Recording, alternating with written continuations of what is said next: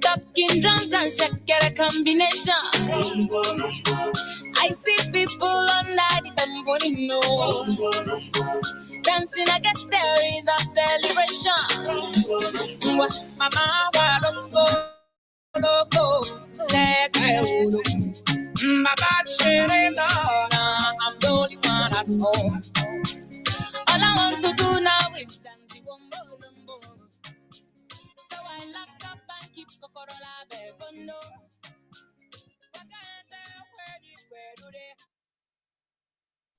Thank you so much for that amazing intro music, DJ Kith. And we're looking forward to what's going to come later at the end of the assembly today.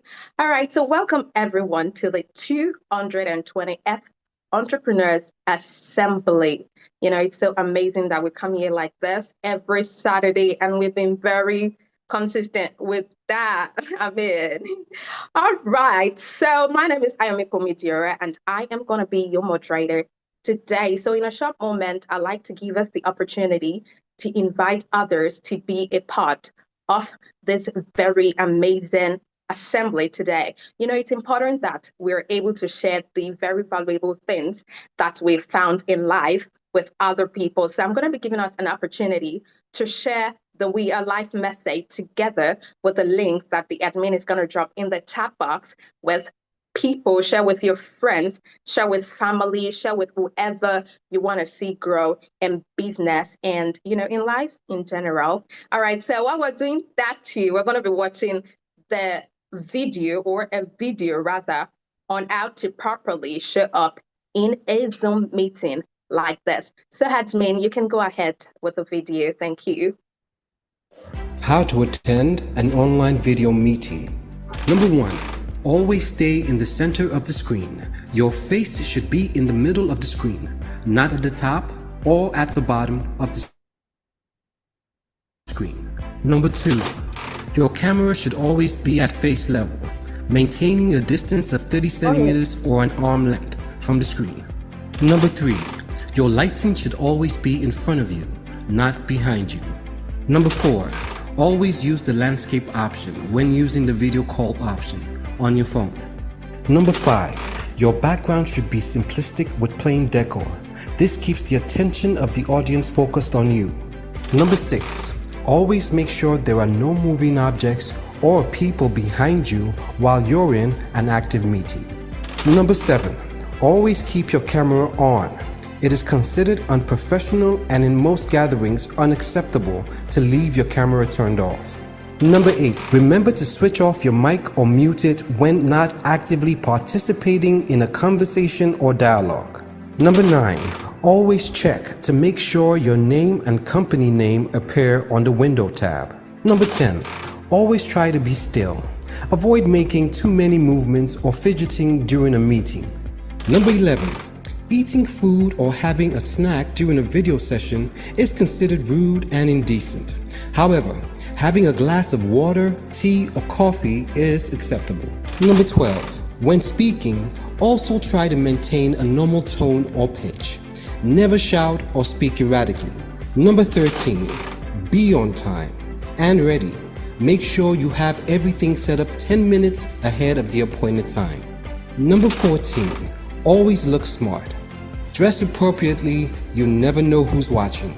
Number 15, always let the team know when you're done speaking by indicating I'm done or thank you. Number 16, do not exceed your time limit.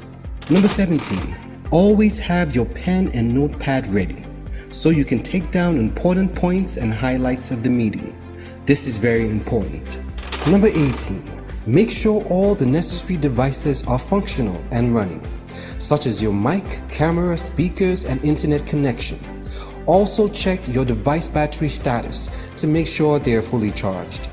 Number 19, always stay focused and attentive during the meeting. Avoid multitasking so you don't get yourself and others distracted. Number 20, most importantly, try to be yourself. Stay calm and smile. Thank you. This video was brought to you by Africa's Young Entrepreneurs, AYE. the largest entrepreneurship network in Africa.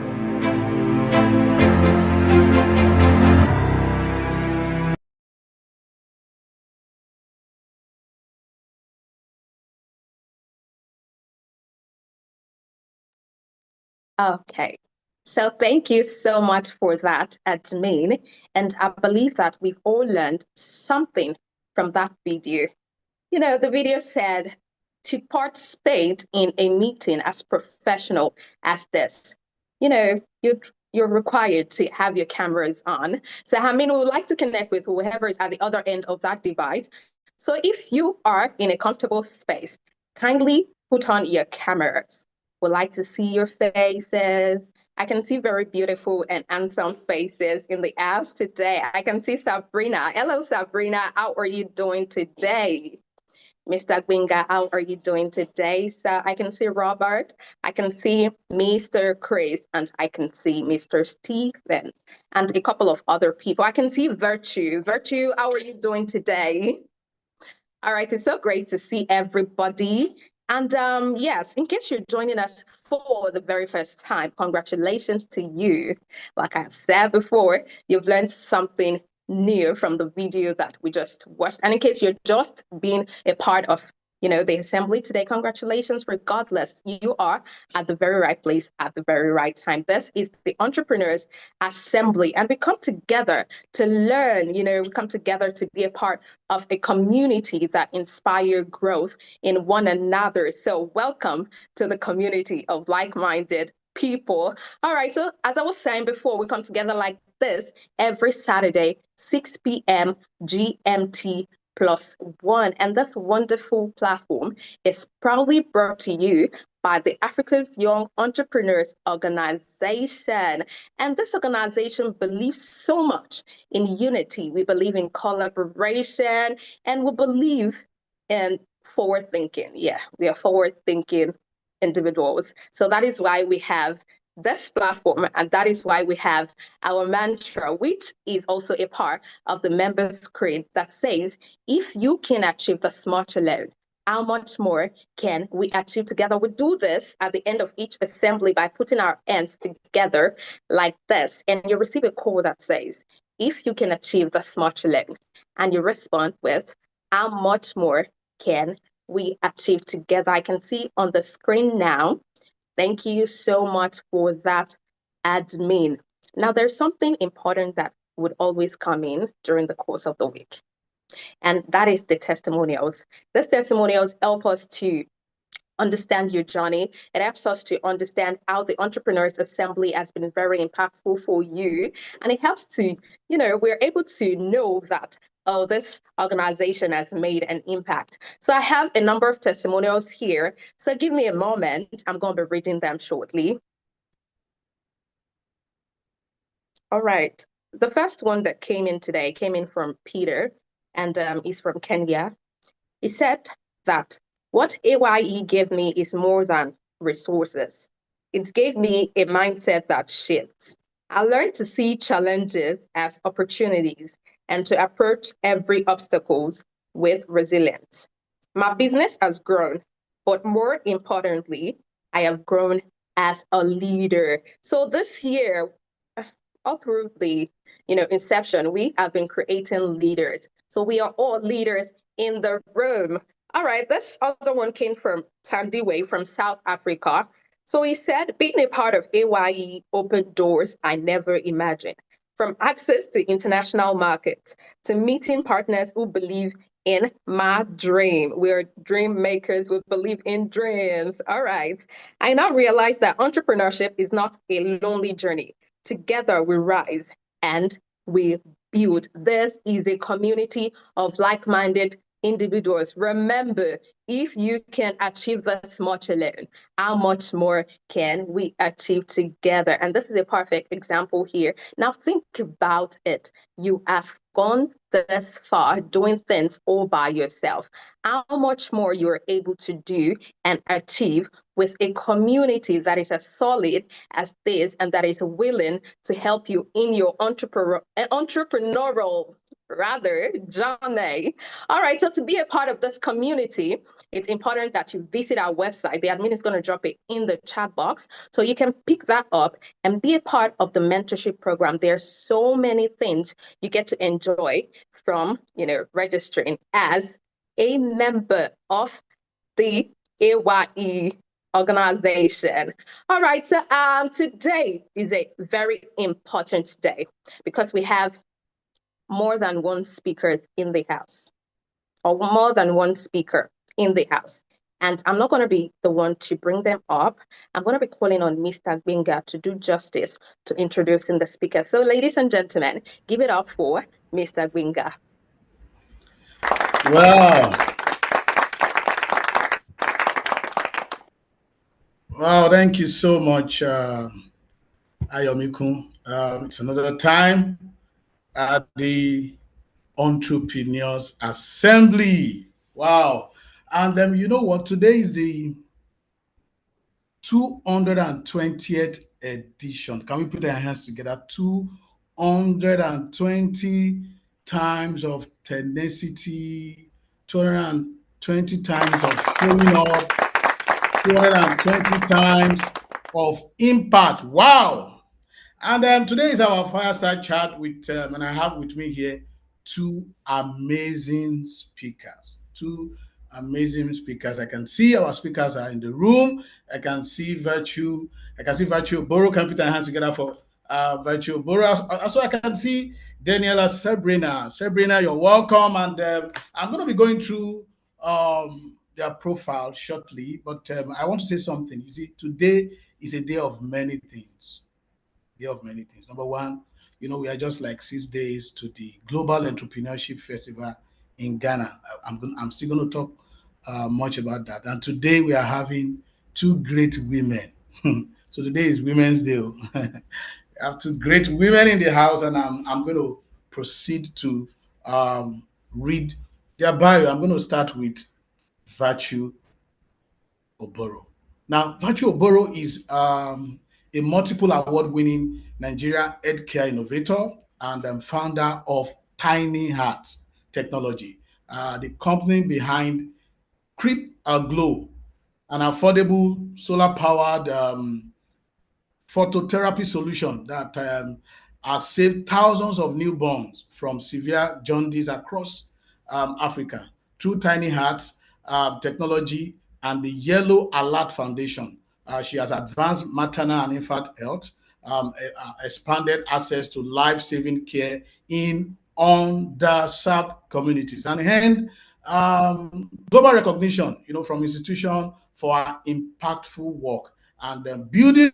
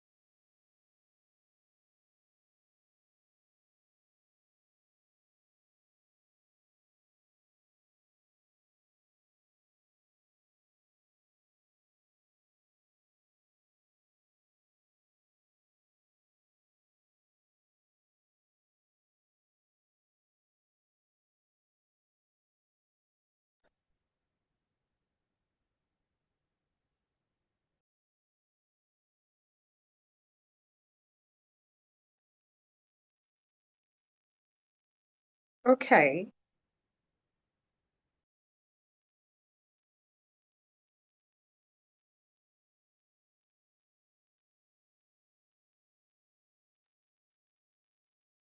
All right. So it seems like Mr. Binger is out of the room. Yes. But before he gets, oh, he's back right now. I'm back right now. All right. Welcome, Mr. Binger. Welcome back.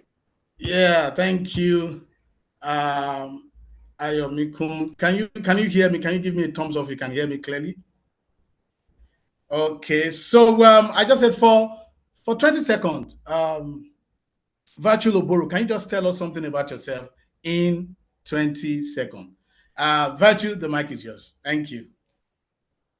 Thank you very much for having me. My name again is Virtue Oboro. I'm the founder of Tiny Hats Technology, and I've expanded into ensuring that women or families get proper access to healthcare during childbirth, regardless of their financial situation. And one of the things that drives me is the need to provide solutions to my community. And once I find a gap to fill in my community, then I'm there. Regardless of what it takes, I would build my community with the resources I have and with the resources I can gather in my community to build it. Thank you. Wow.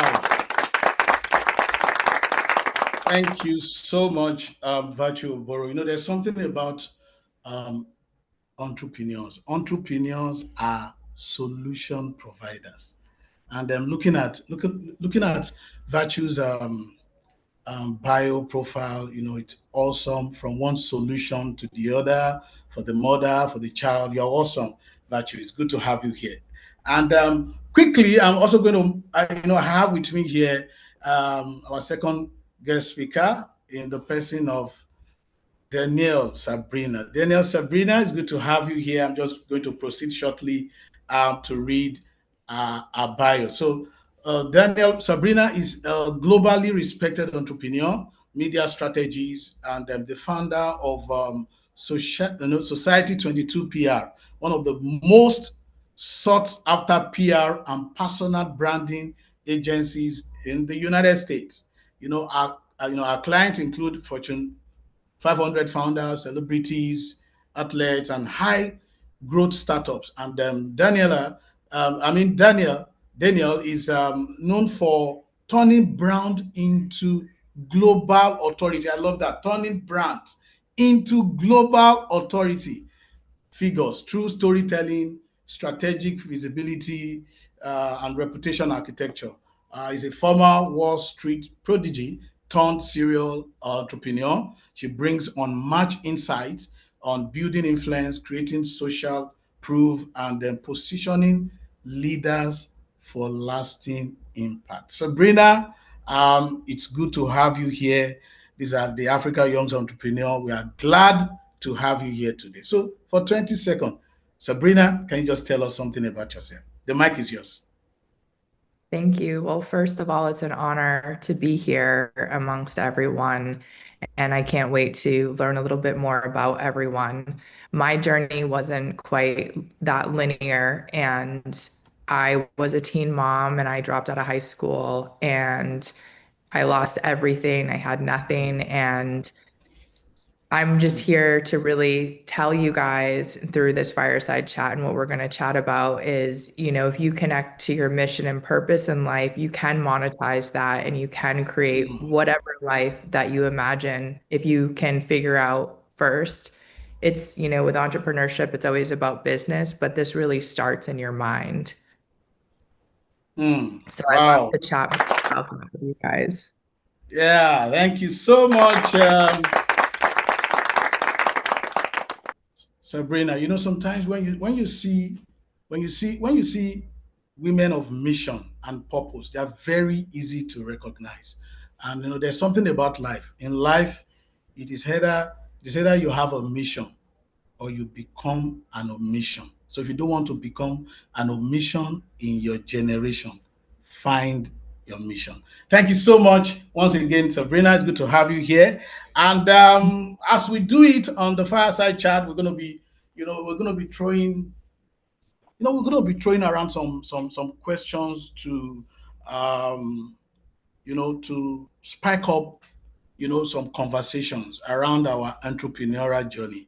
I can assure you we have entrepreneurs from all across the world here, and we are glad to learn with you on this platform today. So I'm going to be starting with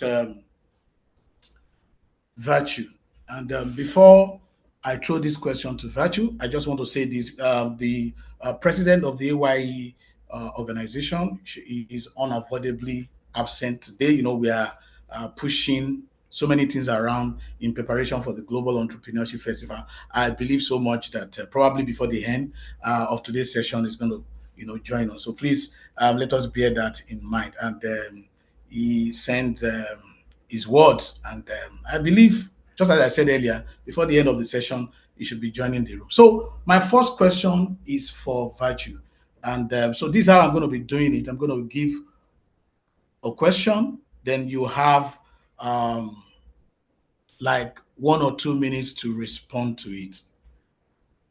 So, Virtue, are you ready? Yes. Yeah, I love that. Yes.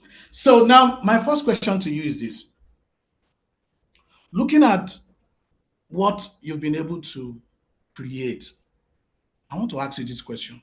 What personal moment triggered the birth of tiny art technology, and how did you transform pain into purpose? As in, sometimes when you look at entrepreneurs, most of the things that we build today, sometimes it is born out of pain. It is born out of a problem that we want to solve. So what personal moment triggered that the birth of the tiny art technology, and how did you transform pain into purpose? So the mic is yours, Bachi. Thank you. Thank you very much, Benga. So in 2015, I had my son, and I should say that he's 10 years. He clocked 10 years yesterday. So in 2015, I had my son, and he was severely jaundiced. When I tell you that he was severely jaundiced, I didn't know, as a first time mom, I didn't know what jaundice was. I just knew my baby's eyes were closed, and I couldn't see his eyes for a few days after he was born. But his skin was, the kind of symptoms I saw didn't look like something I should be worried about. But someone had to draw my attention to make sure I take him back to the hospital. And that's how my journey started. My son was diagnosed with severe neonatal jaundice, and the doctors were concerned that he had probably reached a point where he would have a brain damage or other dire consequences of untreated jaundice. If you don't know what jaundice is that yellow coloration of a baby's eyes, or the yellow tinge in the baby's skin as well. And for Black babies, it's very difficult to diagnose because when they're born, many babies' eyes are closed when they're born, or for the first 1 or 2 days would be mostly closed. And then understanding the symptoms of jaundice on a Black baby is very difficult for someone who is not a medical practitioner or a mom that is intentional about noticing these symptoms. There are other symptoms, but it's mostly the doctors that usually identify jaundice in the babies, especially where there's no awareness. There's not much information out there about neonatal jaundice. And so that was my predicament, where not knowing what to do, not knowing what was going on with my son, and the fact that there were no available effective phototherapy units for us to use in the hospital that I eventually had to use after going round and round in search for one. It would sound like I was in a very remote community, but that happened in a state capital, in an urban city where we have many hospitals, where we have schools and churches and roads. There was proper access to everything we were supposed to have access to for an urban city in Nigeria. And so that's how I came up with the Cribaglow solution as a product designer. I think that my product designing skills, I'd leveraged it for branding before then, but then coming up with that kind of experience where I was faced with the uncertainty of what my son would face a few years after he was born, or even losing him, and the stress that I went through as a mom who had just had a baby. And eventually, I should mention that my son went through an emergency exchange blood transfusion where his navel had to be cut, and his blood was drained and he was given new blood. It's a medical procedure, but when jaundice is identified early, the babies don't have to or shouldn't have to go through all of that painful experience, or the moms don't need to go through all of that if jaundice is identified early and if they have access to effective phototherapy units regardless of available or unavailable electricity. And that's why I came up with Cribaglow, to help parents and healthcare organizations solve that problem. Wow, wow, that's awesome. And I want to say something, for entrepreneurs, until you discover the purpose in your pain will remain painful. For every entrepreneur, there's always this turning point that has to do with turning, pain to purpose, turning storms to stories, turning frustration to fuels, turning, adversity to advancement, and turning rejection to redirection. So thank you so much, Virtue, for that. That's awesome. Now I'm going to move quickly to Sabrina. Sabrina, you are a brand, a veteran when it comes to branding. You have the experience, you have the exposure, and my question is going to be going in that direction. So, my question to Sabrina is this: You work with, I believe, you've worked with top tier global brands across the world, and my question to you is this: What separates influential leaders from ordinary ones? In your exposure, in your experience, can you tell us, with your work with global brands, what is that thing that separates influential leaders from the ordinary generic one? The mic is yours, Sabrina. Thank you. I feel like there could be a lot of answers to this question, but the first one that comes to mind is having a really strong point of view. And that goes back to your mission and purpose. So, like with Virtue, she has such a strong story behind her brand that her point of view being very strong about the medical community and what is missed, and not being afraid to step out in the spotlight. And you have to push your way through. You have to have a strong point of view, even if you're calling people out, even if you have to go up against the large organizations. But if you don't make noise and you're not afraid to speak your truth, it's very noisy out there in the world, especially digitally, and you're never going to be heard. Wow, wow, that's awesome. And I have a second question also for Sabrina. And Just a reminder, I only have about 15 minutes, so if you have any other questions, we'll get through those. yes, yes. I still have a question for you, Sabrina, and the question is this: Let's look at the crowded marketplace. So let's see the Mhm. world as a crowded marketplace. How can entrepreneurs build a brand that truly stand out? The challenge we have in this world now is that there's a lot of traffic here and there. So how can they build that brand that can truly stand out? What does authentic visibility means in a digital world that is full of noise and exaggeration? The mic is yours, Sabrina. I think we talk a lot about authenticity. And when you think about authenticity, that can mean a lot of different things to a lot of people. And where I see messages just kind of getting lost in the sauce, like it's just like not really being heard, is there's no storytelling involved. And you're just repeating information that you've heard, not things that you've learned or experiences that you've had. So if you can connect your story to, if you're just building your brand and it's only you and you don't have a big budget. I mean, I started my brand with less than $200. I built a website. I did all the work myself. And when you're building a brand that you want to have stand out, look at the market that you're in and look at the leaders in the space and figure out how you can emulate them as much as possible on your own. What is your digital, really pay attention to your website, your social media. You don't have to have a ton of followers either, but make sure that you're not just like getting, especially with AI. Like, I feel like a lot of people are just going into AI thinking there's my post, and then nobody's listening. You guys aren't even probably reading that stuff either. So keep that in mind. And your content doesn't have to be perfect, it just needs to be story driven and true to you.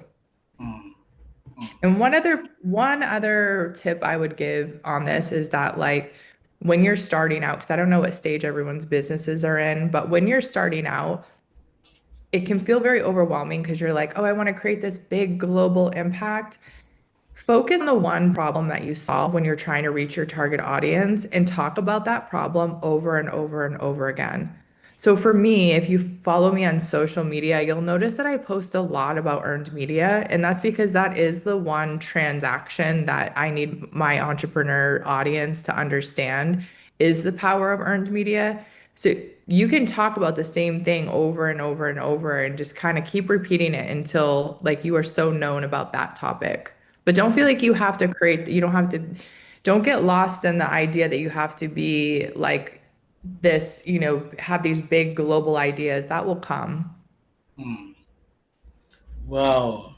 Thank you so much. And Sabrina, you said something that I'm going to underline again. You said your content don't need to have, but it must be story driven. Wow, that's awesome. It must be story driven. Now I'm going to be, coming back to Sabrina because we're going to be releasing Sabrina early to attend another meeting.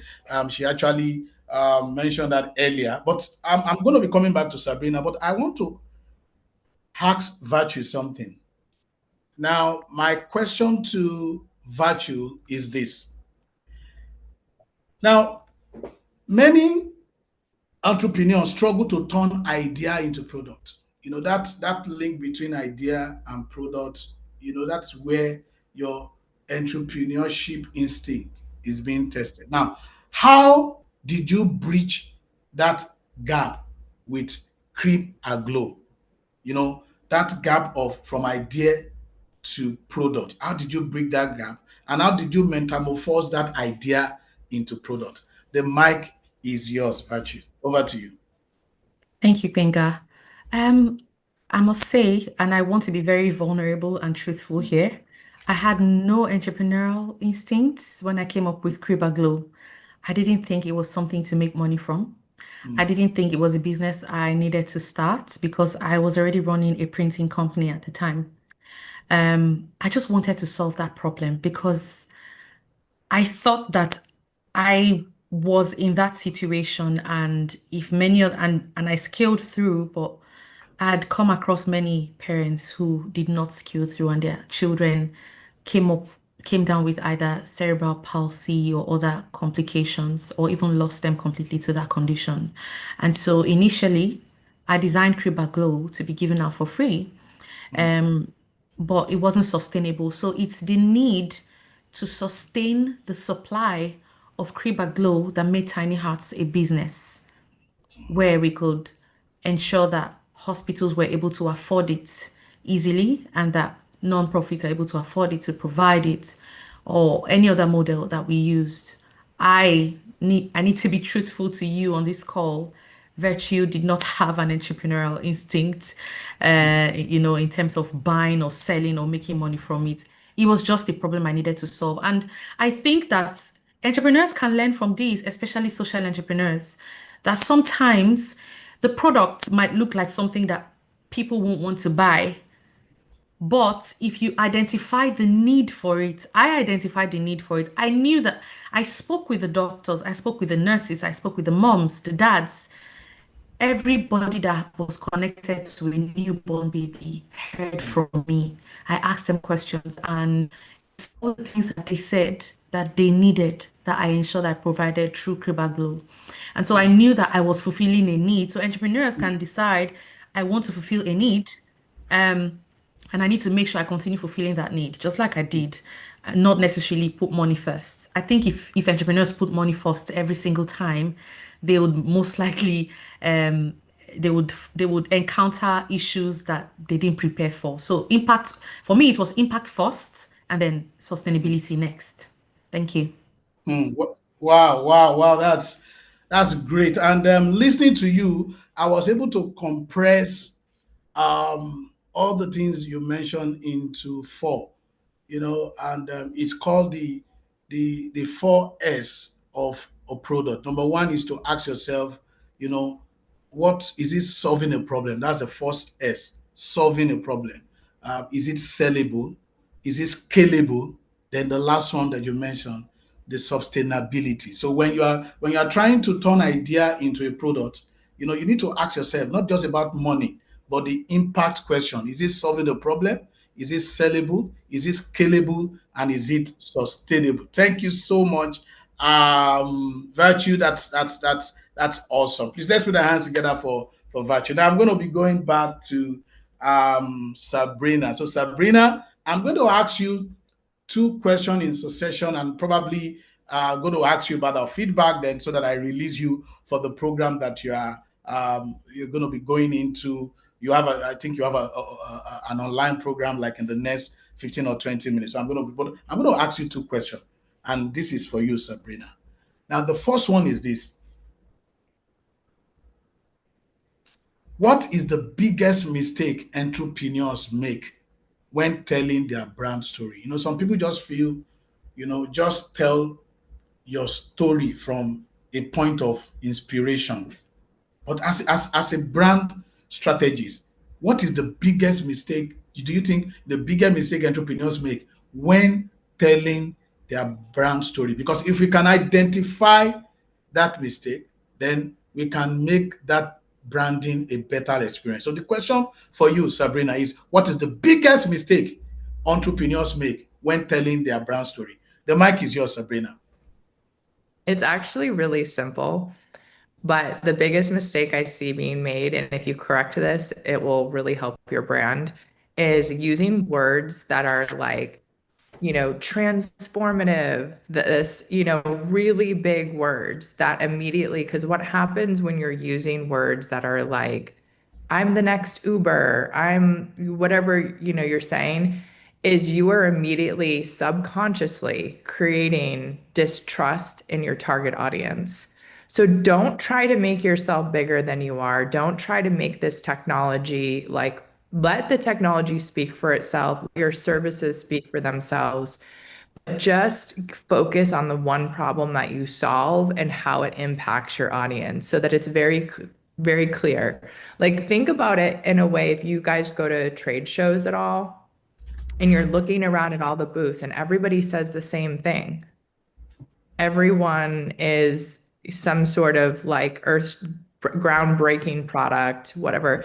But if you are like, I want to reach a certain, this happened to me at the most recent healthcare conference I was at. I had a very specific type of company I wanted to connect with. And I was like, I can't figure out of these hundreds of vendors, I have to talk to each person and listen to them go on and on about their brand before I can determine, no, you are not the type of client, it's not who I'm trying to reach. So think about that for your target audience. Make it very clear. This is who I am. This is the problem I solve. And this is who you are. So make sure you keep your target audience in mind when you're telling your brand story. Identify them. Whoever your target audience is, you are and even further than entrepreneur, because when you're first starting, another thing that I see happen, and it's not really in the brand story, but it kind of crosses over, is being too broad. So if your business serves a lot of different companies, you're going to get to know one fast, or you're going to get a lot of different things, and it's going to be really hard for you to scale. So try to pick, even if you serve, like for me, my agency works with B2B, technology, healthcare, cybersecurity, authors, like all of these things. But every year I pick a different vertical that I get very focused in on, and all of my outbound marketing efforts are 100% around that one vertical. And then I look to scale that side, and then I move on to the next one. So I know in the beginning it feels like, oh, like you just want any business you can get. And I completely understand that, because that's like survival mode. But try the best that you can to niche down as much as possible in the beginning. It will pay you 10x in the long run. Wow.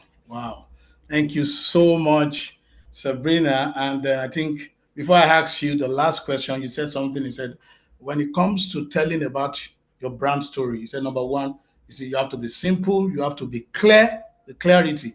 Then you said, focus on the problem you solve and how it impacts on your audience. Wow.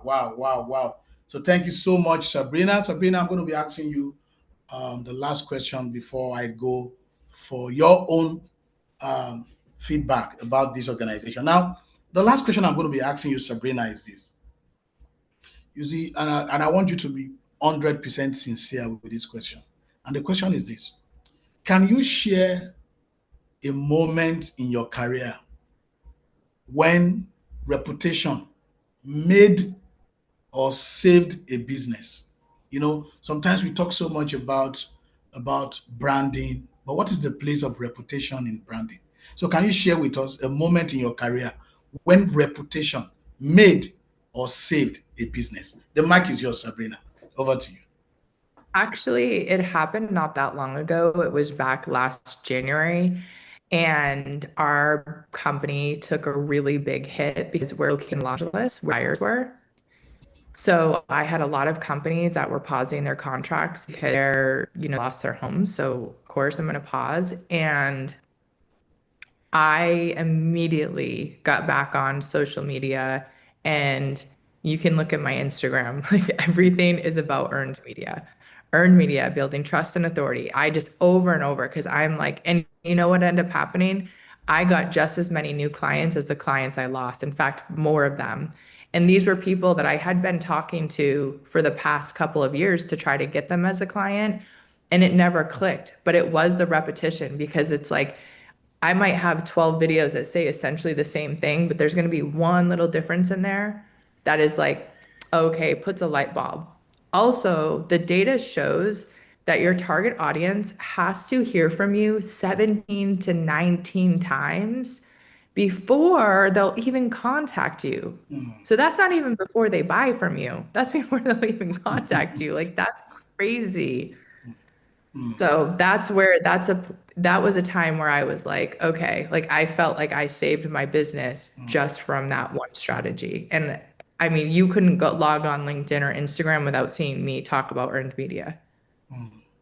Like, it was a broken record, but it worked. Wow. Wow. Thank you so much, Sabrina. And this is to say this to all the entrepreneurs there. You see, when it comes to branding, reputation matters.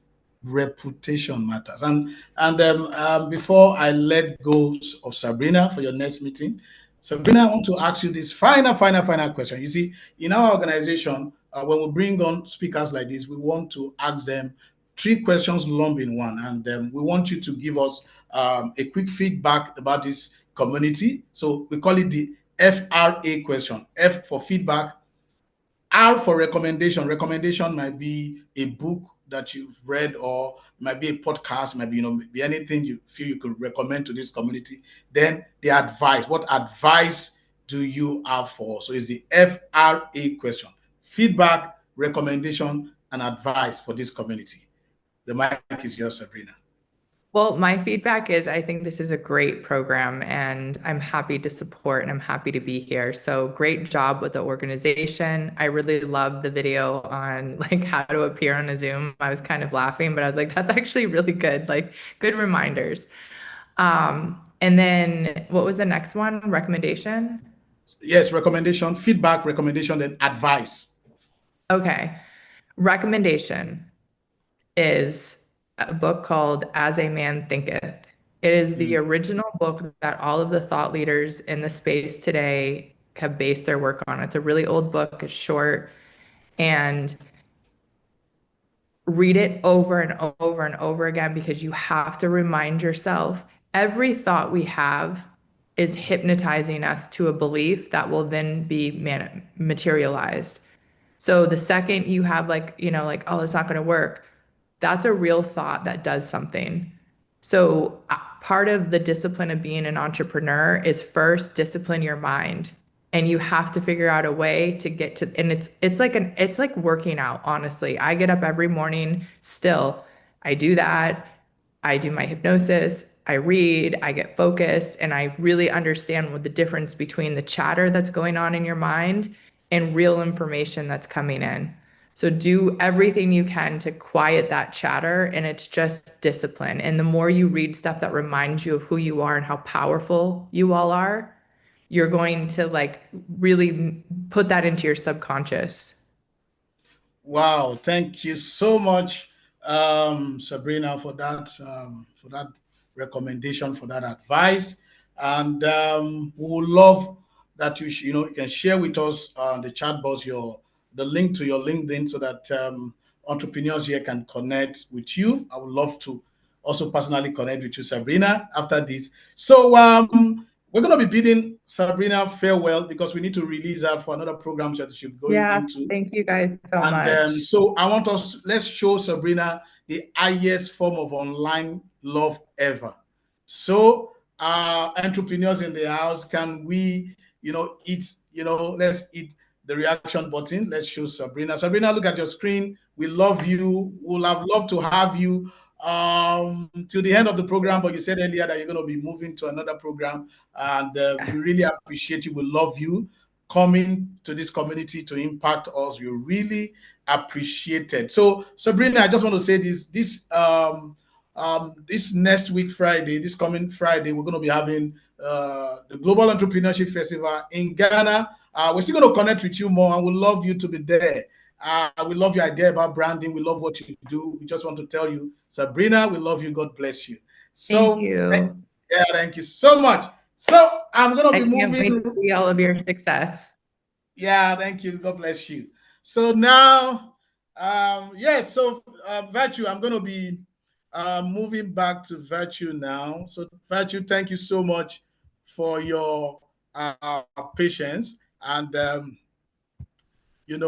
going to be asking you some very powerful questions. And, one thing about Virtue is I am so much in love about your story. I love when I see pain points of entrepreneurs being turned into purpose. It is the highest level of product when you turn your pain to purpose. Now, I want to say this. When you're talking about healthcare, the direction around healthcare, people are always very skeptical when it comes to the healthcare industry in the area of trust and some other things. So my question to you is this: you see, innovation in healthcare industry requires a lot of trust. So how did you build credibility in a highly sensitive industry? Healthcare is very, very, very sensitive. So how Yeah. did you build credibility in a highly sensitive industry? The mic is yours, Virtue. Over to you. Thank you. Thank you very much. I think that we didn't start all of a sudden, being that trusted organization. I wasn't working in the healthcare sector when I first started, and it started with a lot of rejection as well. And not just rejection, but I would say uncertainty. The fact that I wasn't coming from, excuse me, the fact that I wasn't coming from a healthcare background, going into a healthcare scene, it was like a battle. So I constantly led my team to build that trust by conducting a lot of meetings and collaborations with the healthcare sector. And the first few years were tough because we unfortunately for us, we had to get some of our validation from outside Nigeria before we got some validation locally in Nigeria, meaning that the people or the community didn't, or the healthcare sector didn't trust as much until we went outside Nigeria and were part of certain programs or certain entrepreneurial programs before we were seen, and then they believed us. As of 2015, between 2015 and 2017, the number of entrepreneurial programs that we have today were not that much. They were very limited. And so we had to fight hard to get into some of them. The competition was less because there were less or fewer entrepreneurs. So it was easier for us to get into some of those spaces and speak up for what we needed. We didn't start from perfection. At some point we needed regulatory approvals from healthcare bodies, NAFDAC and co. But what happened eventually is that as we continue to collaborate with the healthcare sector by collaborating with medical doctors, nurses, biomedical engineers, even community health workers, our own style was starting from the bottom, and now we're here. So we started from the easiest groups of people to collaborate with. That's from the community, from the parents, and then to the health workers, and then to the health sector, and then to the country as a whole, and then to beyond Nigeria. So, yes, it came with a lot of rejection initially. And even till now, because of the notion or the belief that made in Nigeria devices or made in Nigeria products may or may not be trusted. There's a level of doubt in the market. There's a level of doubt when you say this is made in Nigeria, and then there's also a notion that oh, it might not last. It's made in fact, especially when they know the state or they know where your facility is domiciled, is located, people are very quick to say, this thing might just get bad, or it might not work, it might not be good enough. But over time, because of the strength and the durability and the constant work that we were consistent when we first started. We were very consistent, and I think the fact that we didn't stop and the consistency stayed, as well as collaborating with the potential end users, made us gain trust in the health sector and in Nigeria. Thank you. Wow, wow, thank you so much, Virtue. And as you were talking, something came to my mind. You see, and as entrepreneurs, before building your product, build credibility. In fact, credibility should be the first version of your product. And Yeah. you made mention of this issue of made in Nigeria, the way the outer world sees us when they see anything made in Nigeria or made in Africa. But I believe strongly, that we have people like you that are changing the narrative. And so thank you so much for sharing with us, building credibility, building consistency, and connecting with your the end users. Thank you so much, Virtue. Now I have two more questions for you, Virtue. And the next question is this. The kind of business that you do, sometimes you need a lot of empathy because it is health related. And sometimes you see most businessmen, most business people, the priority is not empathy. The priority is profit. Now, I want to ask you this. How do you balance empathy and business decisions when your work touches human lives so directly, like you are doing? The mic is yours. Yes, thank you very much, Binga. I think that there's a balance between empathy and sustainability. Like I mentioned earlier, the essence of Kriba Glow at the initial stage for me was I needed parents to have access to phototherapy treatment for their babies. And so I started with so much empathy. I started with so much empathy to the point that people, as soon as they heard of Kriba Glow or as soon as they knew that their babies had jaundice, they already knew or believed that they would get jaundice treatment for free of charge. And that affected us a lot at the initial stage. People or the potential users found it difficult to come up to terms with the fact that they had to pay for Kriba Glow. Even if they pay for every other thing in the hospital, pay for everything else, they would find it very difficult to pay for Kriba Glow. And that's because we had doused or we had soaked in ourselves in a lot of empathy. We don't want the baby to die. We want the baby to live a healthy life. We we want all of those things, but here's where we had to find a balance to preach sustainability to the health sector, to the health workers, and to the potential users. That if this is not paid for or if this is not sustained by the community, then it will all die off and will not have these phototherapy units to use around, and we'll have to go back to square zero. So it's first our responsibility and then your responsibility to make sure that so Kriba Glow at some point became like a community product where everybody saw themselves as being part of it.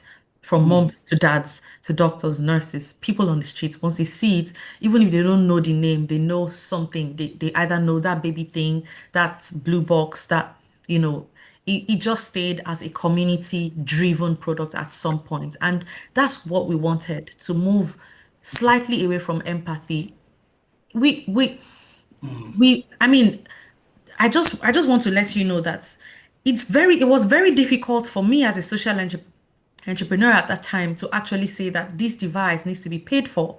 Something that happens to a lot of Black female owned businesses is that we struggle to ask for money. We struggle to put a price on value, value that we're giving so much for, and we struggle to ask for what we are due or what the product is due because we are worried that people will say it's too expensive, it's not affordable, it's not working well, or you're undeserving, or why are you charging us? So I suffered that guilt at the beginning stage, but if I continue to carry that responsibility, then Kribado will be dead by now. So I reached the point where I had to speak to the team, speak to everyone and say, look, we have to treat this like business, even though we need to put empathy at the back of our mind. This is business. Thank you.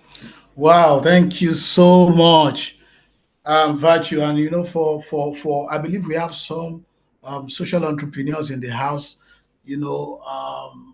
From what you've just um, said now, as a social entrepreneur, you have to always find that healthy nexus between empathy and sustainability. Very, very, very, very, very important. Thank you so much, Virtue. And my last question to you, Virtue, is this: what advice will you want to give to entrepreneurs out there who feel that they are called to solve a problem that is bigger than them? Sometimes when you look at imagine as an entrepreneur, you look at the problem that God has called you to solve, and you feel this is bigger than me. What advice do you have for such entrepreneur? The mic is yours for 1 minute. Yeah, Yeah. I think that the first advice I would give to every entrepreneur out there or social entrepreneur like me is identify the problem Mm, and look within. Many times, identifying a problem may start from a pain that you carry within. mm, If you have a pain point, that will help. The first tool you have in your hand is the pain that you carry or the pain that you see. Everyone wants pain to leave them, right? So as much as pain leaves you, and you are responsible for taking away that pain from you, you'll be so passionate about taking that burden of pain off you. And so I want entrepreneurs to lean inwards on their pain and see that they don't ignore the pain, otherwise, it will continue to eat deeper. mm, Imagine that I didn't do anything about my son having jaundice. Imagine that I didn't do anything about all these solutions I'm providing now because I've moved from just Kriba Glow to other solutions. Imagine that I sit back and not do anything about it. These problems will just stay constant. And there's no guarantee that someone else will solve that problem if you don't start it. So start as simple as you can. I have learned to start very simple and very small. No matter I can start with a business or an idea that I will run myself as an individual. And if I don't have salaries to pay, I will speak to people who think alike, like myself. So I've learned to start lean. I've also learned to lean inwards in terms of funding. I know that funding can be very difficult to get, especially from Africa. And so I think that if entrepreneurs want to be sustainable, entrepreneurs need to think about bootstrapping, thinking about how they can run their businesses without focusing or relying 100% on external funding. There should be a level of bootstrapping so that when the chips are down, you'll be able to find something to lean on to keep you going. So those are the things you're paying and then leaning on starting small. If you're thinking about wow. starting small. Thank you. Wow. Thank you so much, And Virtue. That is. I can see a note from someone here, and I'm very happy. Every time I get on a call or a meeting or I meet people, I always hear a story from at least 2 to 3 persons saying I have experienced jaundice with my babies, and Wow. I really connect to your story, David. Thank you. Wow. Well, thank you so much, Virtue. And I'm also going to ask you the FRE question, and that's going to be my last question for today. And I'm giving you 30 seconds for that because our time is so much spent. So the FRE question: what's your feedback? What's your recommendation, and what's your advice for this community? The mic is yours for 30 seconds, Virtue. Thank you. Thank you. My feedback is that this program is very well organized. It is inspiring as well. I like the fact that the team reached out very promptly and conversations were had very quickly and just very organized from the start to this point. And I'm grateful for the opportunity. I love entrepreneurial communities and I'm happy to be a part of this one. And for recommendations, I recommend that you speak more about this program to more clusters of entrepreneurs and people who want to do something great for their society. Let the word go out even more. Give every individual here a task to bring 10 more entrepreneurs here or young people here and to trigger and inspire them to be entrepreneurs because what Africa needs more innovations that will go beyond the garage or go beyond the lab. Yes. And what's the next one? Advice, feedback, recommendation, and advice. Um, yeah, I think recommendation is like an advisor is more Yes. like an Yeah. advice. Yeah. I don't know where this sits, but I was going to say I am currently reading Credit Alert by Ayo Akinola, and it's a very great book to read if you are selling in Nigeria. It's something that every entrepreneur should actually, it's a book that every entrepreneur should read if you have plans to sell a product in Nigeria. So yes, thank you very much.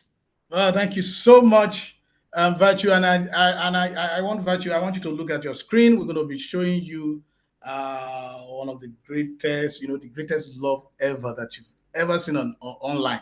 And I want the community, the whole house. Please let's show Virtue. Let's show her some love. Let's put our hands together for her. Let's show her some love, love. Let's fill the screen with love for Virtue. So Virtue, we Thank you. love you. And today has been so impactful with you.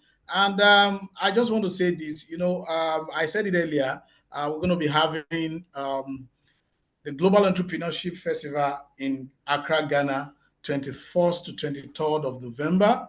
And we would love for you to be around. We love your steez. We love your energy, and we would like you to be there.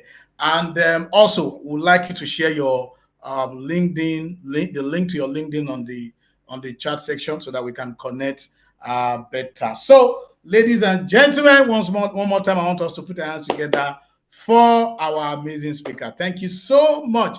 And don't leave yet, because don't forget, we are still going on the dance floor for like 2-3 minutes. But I want to say this. You see, for the Global Entrepreneurship Festival, there are many amazing opportunities that have been secured for delegates in Nigeria and all over the world. There's something, we have the entrepreneurs excursion, where we are going to be, we're moving, we're like 1,000 entrepreneurs from Nigeria here to Accra, Ghana. And I can assure you this excursion is at discounted rate.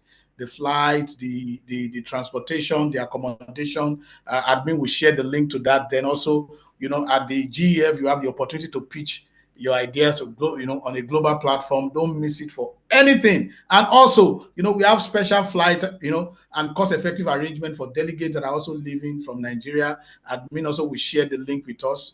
And for delegates in Ghana that are here, we've secured cost-effective accommodation plan with our partners, and we're going to be sharing more of that also with our community. And don't forget, this is your last chance to secure that ticket that will transform your entrepreneurial journey. So please go visit www.globalentrepreneurshipfestival.com. Admin, you can do well to share the link with the community. Now, we are going to be chanting our mantra. Our mantra is for our membership creed. This is how we normally do it. We put our hands together like this. I want all of us, wherever you are, I want you to put your hands together like this. Now, this signifies unity. This signifies togetherness. It signifies synergy.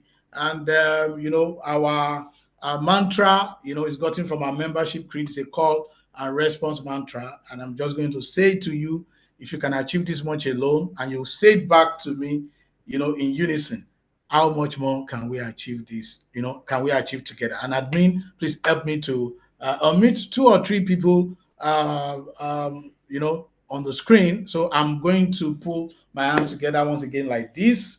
And I want 2 or 3 people, to be unmuted. And if you can achieve this much alone, how much more can we achieve together?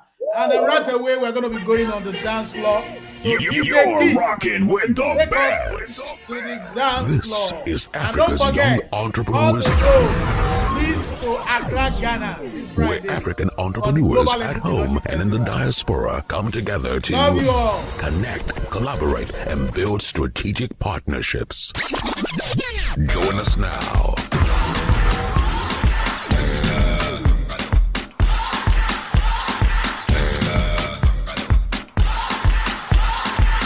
You're a good soldier, choosing your battle.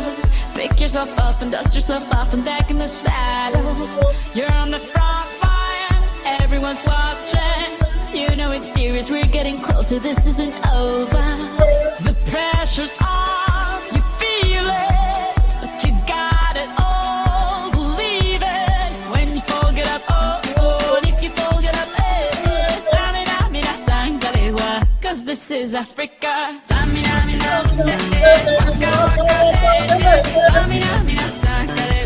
This time for Africa.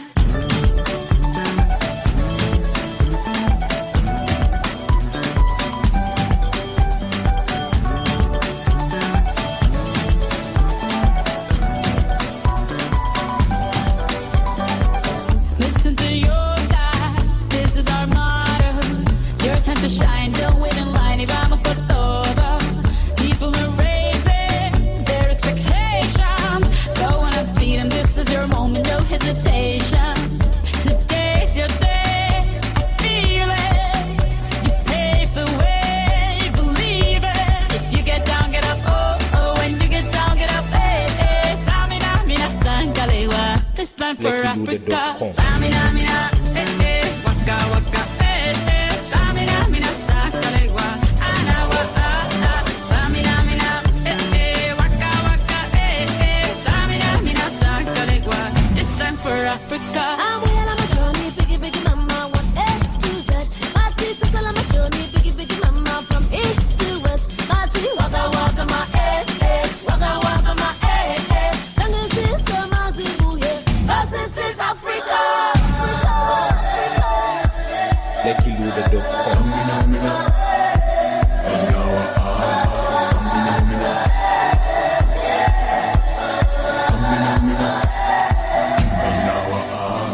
Tamina, mina, waka, waka, Tamina, mina, sangalewa.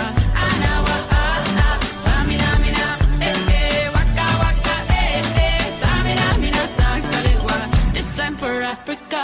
Tango, tango, Tamina, mina, sangalewa. Anawa, tango, tango, Tamina, mina, sangalewa. Anawa, this time for Africa.